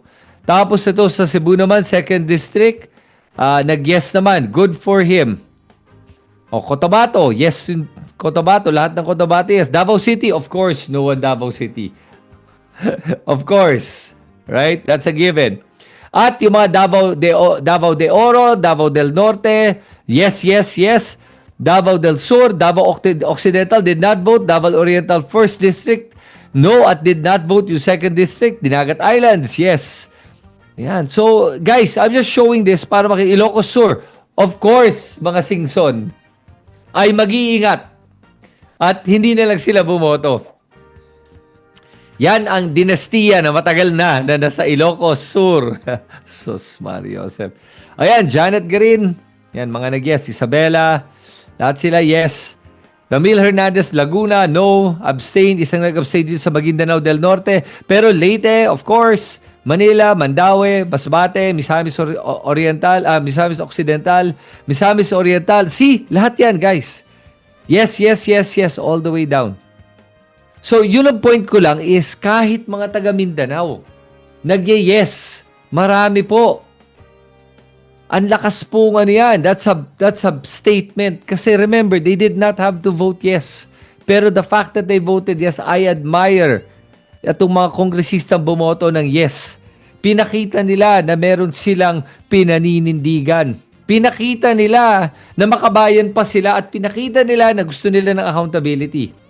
Ngayon, I'm sure may mga iba sa inyo magsasabi, paano naman yung flood control? Alam po nyo, sa flood control, kailangan pa rin managot yan mga yan. Okay? Hindi ko sinasabing hindi. May mga ilan dyan kailangan managot. So, pakita ko na rin sa inyo yan dahil dahil syempre gusto nyo malaman kung ano ng balita dyan, di ba? Ayan. Ayan. Okay. Ito yung balita. 11. Okay, sige. Ito, pakita ko na lang sa'yo. Okay, here we go. Habang pinag-uusapan natin to, ayan. Okay. Ito na lang basahin ko na lang para sa inyo. Here we go. Ayan. My estimate of our investigations is that there are currently 35 to 45 ongoing cases. Ombudsman Chief Crispin Remulla said in his DZRH radio program, he noted the Ombudsman's standard procedures to not weaponize cases, but to ensure proper evidence gathering leading to the filing of appropriate charges and through case build-up. Ayan. So, malinaw yan Flood control projects support face ombudsman investigation. So based on this, lumalabas that there are going to be roughly 35 to 45 na mga senador at mga kongresista na masasampahan ng kaso. At non-bailable yung mga yan. At I like what he said, hindi nila wine-weaponize ang batas. They are going to go after those who are guilty. So, managot ang kailangan managot. Yun ang para sa akin. I am curious kung sino sa ating mga kongresista ang malalagay sa kulungan at masasampahan ng kaso aside from Zaldico.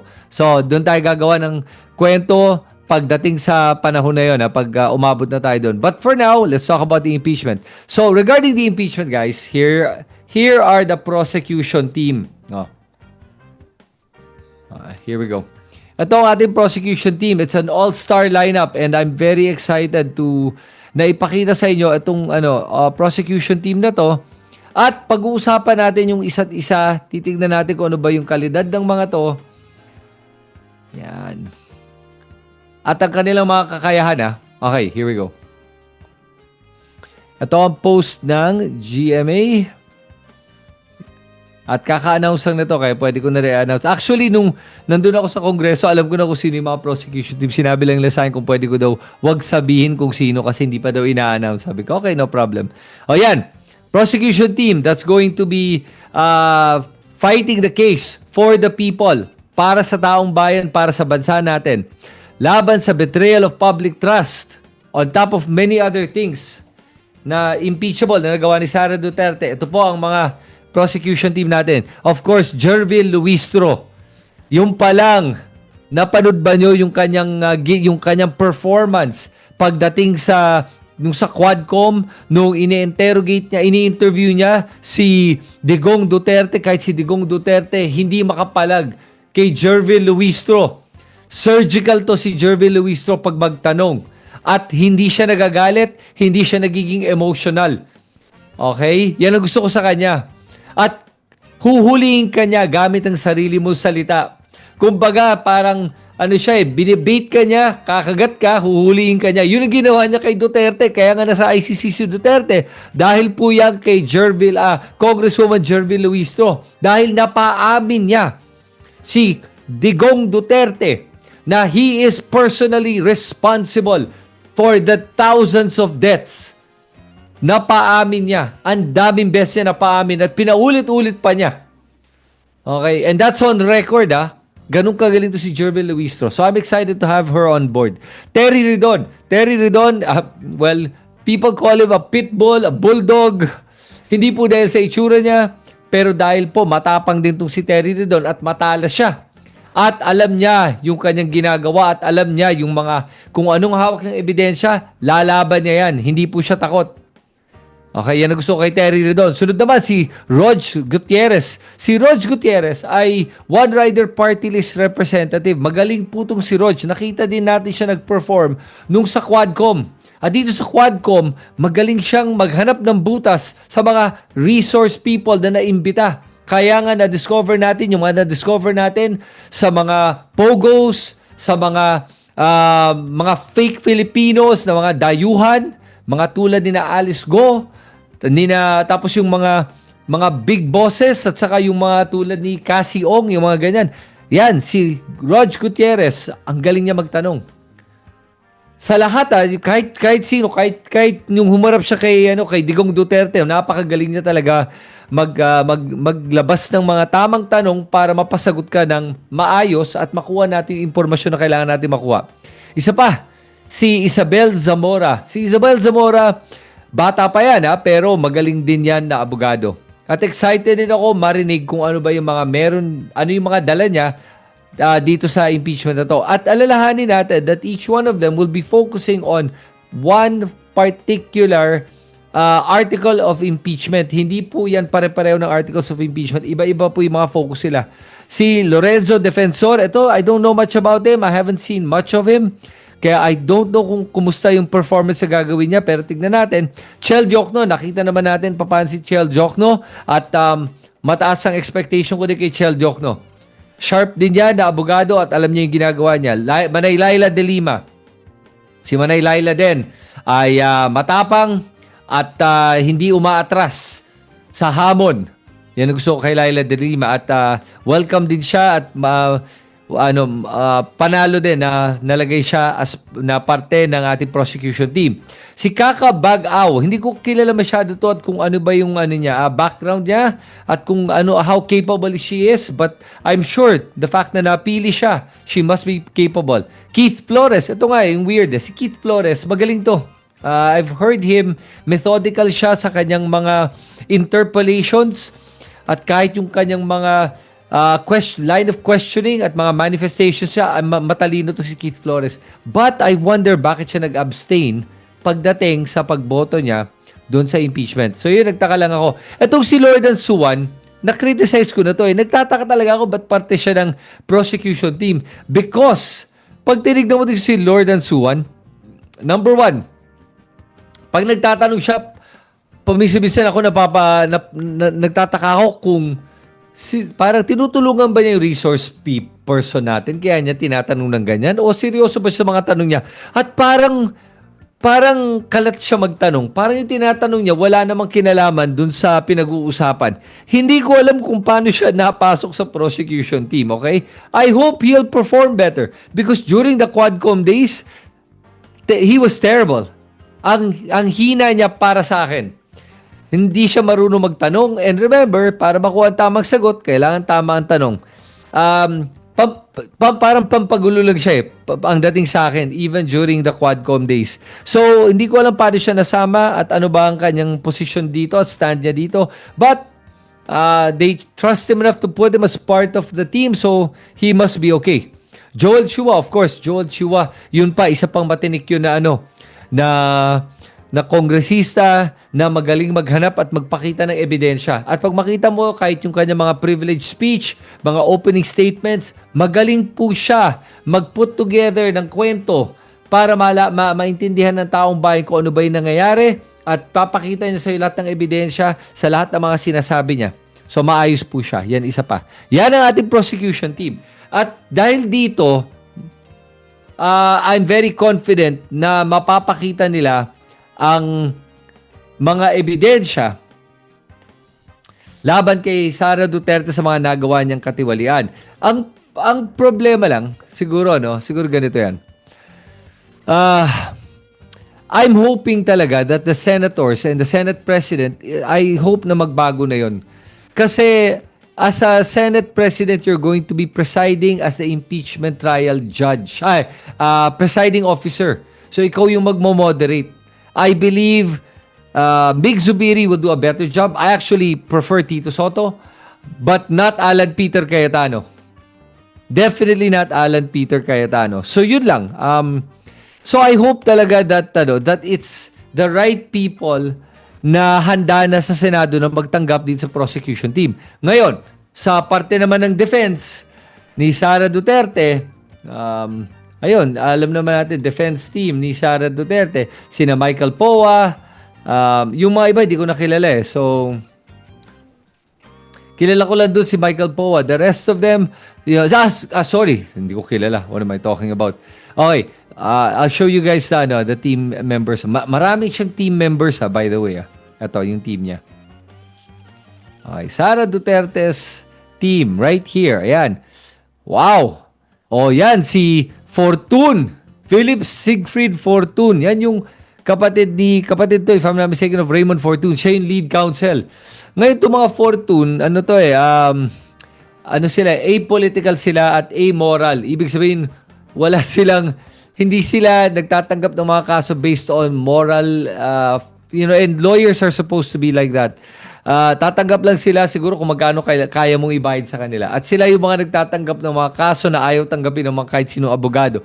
Ilan ng mga tinanggap na nila ay mga alanganin ng mga personalidad at mga politiko. Siyempre, sila din ang ngayon lead counsel. Michael Wesley Poa is the spokesperson naman. And kung maalala nyo, yan yung mga kinwento na I don't know if it's true or not, na nabato daw ng laptop kasi daw bakit daw niya inamin na tama naman daw ang ang AMLAC sa kanilang sinabi. Ayan, si Narvasa, isa pa yun. Nako. So, if I remember correctly, this Narvasa is the young Narvasa. Hindi ito yung mas matanda, mas senior na Narvasa. Sheila Cizo, di ko alam. Carlo Joaquin Narvasa, Roberto Batong-Bakal. I don't know all of these people. Si Maria Selena Golda Fortun. So, 2 Fortun nandito. 3 Narvasa. 2 Narvasa. Munsayak, Raymond Munsayak. Ayan. Yan yung mga abogado ni Sara Duterte. And what was interesting for me is this. Sa dami ng abogado ni Sara Duterte, the best they could do was a press con. Hindi man na sila humarap sa Kongreso at sabi na dahil gusto daw nila gawin to sa Senado. Well, this is gonna be their chance for the bloodbath na hinihingi ni Sara Duterte. Kaya ba nila magpakita ng counter evidence o kontrahin ng ebidensya na ipapakita ng Kongreso ng prosecution team? At alalahanin natin, yung nakita natin sa Committee on Justice hearing ay wala pa. Hindi pa yun lahat ng ebidensya. Marami pang lalabas na mas malalang ebidensya pagdating sa Senate trial. Kaya nga sinusubukan nila ipatigil itong Senate trial eh. Dahil dito lalabas lahat ng baho ni Sara Duterte. Baka magulat ka, pati ako magulat ako pag makita natin. At na-disappoint ako sa kanilang legal defense team dahil hindi nila kayang depensahan yung mga akusasyon. Ang ginagawa lang nila, that's not true, that's inaccurate, Tapos gagawin nila magme-mental gymnastics kung anong ibig sabihin ng itong mga pinag-uusapan. I'll give you a good example of the mental gymnastics they did. Yung 6.77 billion in transactions, ano sinabi nila? Hindi naman daw ibig sabihin yun ang laman ng bank account eh. Walang nagsasabi na yun ang laman ng bank account. Pero that's what I mean by mental gymnastics. Kasi kung hindi ka matalas mag-isip, sasabihin mong, oo nga eh, mali naman yung ginagawa doon sa bank transactions. Hindi po. Walang nagsasabi na yan ang laman ng bangko. Ang sinasabi ay ganun karaming pera ang pumasok at lumabas sa accounts ni Sara Duterte at Van Scarpio. Kaya mukhang may money laundering nangyayari dito. Yun lang po. At hindi nila kayang depensahan yun. Ayun, kaya nagme-mental gymnastics. That's what I mean. So, alam mo, I'm going to be excited to hear the evidence. I hope you are too. And para sa akin, importante talaga na mailabas itong mga ganitong bagay para tayo mismo alam natin at tayo mag-decide kung tingin ba natin na guilty ba si Sara Duterte o hindi. Because, ito sabihin ko sa inyo, I'm telling you right now, kailangan tayo mag-ingay araw-araw. Bakit? Kasi itong Senado natin, ilan sa kanila ay balak ng bumoto to acquit Sara Duterte kahit na matibay ang ebidensya. Pero, marami sa kanila ang willing at kayang ma-pressure to vote conviction kung matibay ang ebidensya. Ako kasi naniniwala ako matibay ang ebidensya eh. At dahil doon, naniniwala ako na pag may pressure sa ating mga senador at maramdaman nila yung pressure na to, na kahit na gusto nilang i-acquit, basta matibay ebidensya at naramdaman nila na alam ng taong bayan ang katotohanan, na alam natin at napanood natin at nakita natin ebidensya at naniwala tayo one way or the other, doon dapat sila bumoto. Ngayon, if the evidence is weak at napatunayan ng defense team na fishing expedition to, na wala namang ginawa si Sara Duterte, then she has to be acquitted. Kaya nilang i-justify yun. Pero yun ang sinasabi ko para sa mga kababayan natin. Alalahanin natin to. Na nakikinig ng ating mga senador, nararamdaman nila yung ating sentimento. Kaya dapat manood tayo at makita natin with our own eyes, our own ears, pakinggan natin at pag-isipan natin kung matibay ba ang ebidensya at kung conviction dapat to, kailangan iparamdam natin yan sa ating mga senador. Okay? Ilan sa kanila ay kayang kumbinsihin na bumoto for conviction basta matibay ang ebidensya. Okay. Now, all you need is 16 votes. Ngayon, ang majority, pag lumipat to kay Mig Zubiri, ay aabot ng 13, sabihin mo na. 3 more votes for conviction. Yun ang mahirap, yung tatlong yan, kung kaya ba. Pero naniniwala ako na kaya yan. Maraming paraan para matuloy itong impeachment at makakuha ng conviction. Because para sa akin, I'm gonna keep my mind open. But from what I have heard at ano yung mga nakita natin, kahit isa lang doon ang tumama, automatically kasi, conviction na yan.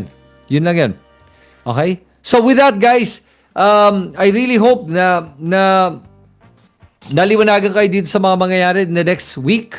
And asahan natin na makita natin kung ano ba yung pwedeng mangyari dito. Okay? So, I just wanna...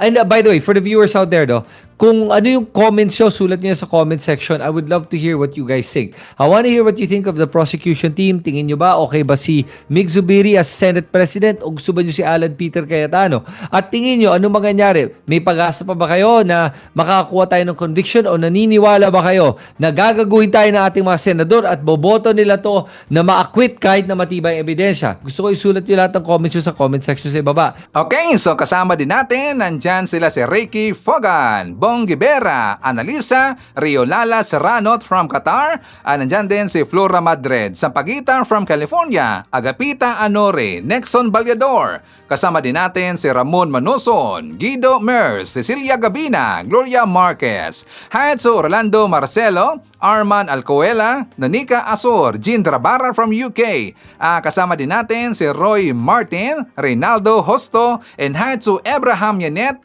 from Sanchez, Mira, Cagayan. Okay, so mga kababayan ko, yan natin malakalap na mga balita ngayong araw. Kung nakaabot ka po sa portion na to, sana nakapag-like na ho tayo. Libre po ang mag-share, libre din na mag-subscribe. Again, maraming salamat sa mga viewers na hindi nag-skip ng ating mga commercials. Thank you so much! At before natin tatapusin ang ating programa ngayong araw, sana sabayan nyo sa Sir Ivan para sa ating live messaging prayer. Panginoon, maraming salamat po sa patuloy mong paggabay at pagmamahal sa aming bayan at sa bawat pamilyang Pilipino. Naway pagkalooban mo kami ng kalakasan, mabuting kalusugan, pagkakaisa at kapayapaan sa gitna ng mga pagsubok na aming hinaharap araw-araw.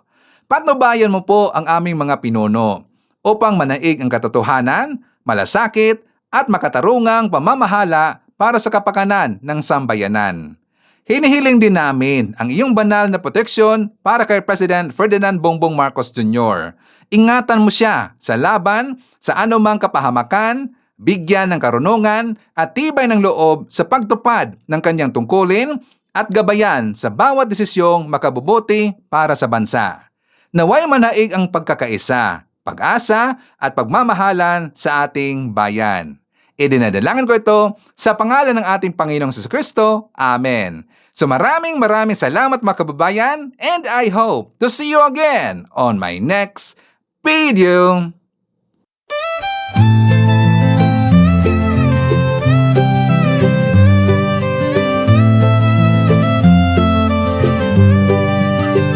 Sa bawat pagsikat ng araw, ikaw ay nandyan. Tinig mong matatag, sa amin ay gabay. Pag-asa ng bayan, pangakong totoo. BBM, isa kang totoong tao. Sa mahirap at api, ika'y sumusuporta. Tapat mong paglilingkod, lahat kami nakakita sa iyong pamumuno. Bayan ay umaangat, bagong Pilipinas, pangarap ay tapat. Ikaw ang aming BBM, Pangulong matapat. Sa puso ng masa, inaangat ating watawat. Sa hirap at ginhawa, ika'y kasama. Pilipinas ay babangon, dahil ikaw ang pag-asa.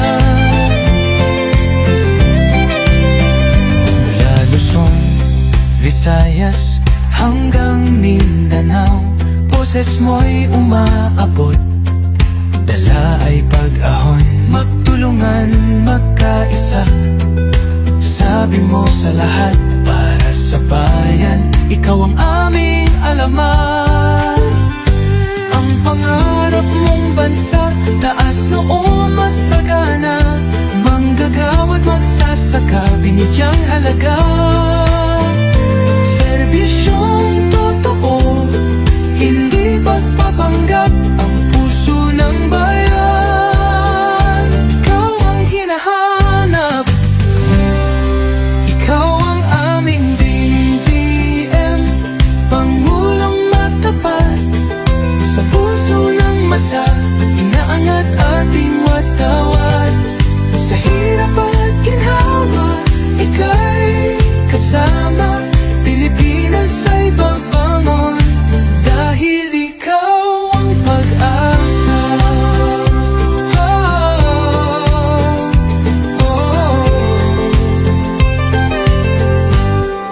Ikaw ang aming BBM, Pangulong matapat. Sa puso ng masa, inaangat ating watawat. Sa hirap at ginhawa, ika'y kasama.